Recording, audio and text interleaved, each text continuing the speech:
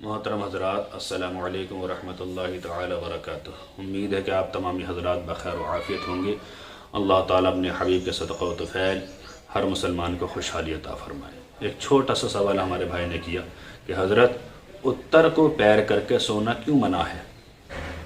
دیکھیے حضرات، اولاً تو آپ یہ بات سمجھ لیں کہ اتر کو پیر کر کے سونا منع ہی نہیں ہے۔ اتر، دکچھن، پورب، پچھم، یہ 4 سمتیں آتی ہیں۔ جدھر کعبہ شریف ہے ادھر کو تو واقعی سونا منع ہے کہ کعبہ شریف کی بے ادبی ہے، بے حرمتی ہے، لیکن باقی جو 3 سائڈیں بچی، چاہے وہ اتر ہو، دکچھن ہو، پورب ہو، پچھم ہو، کعبے کے علاوہ جو 3 سائڈیں بچی ان میں آرام سے انسان پیر پھیلا کر سو سکتا ہے۔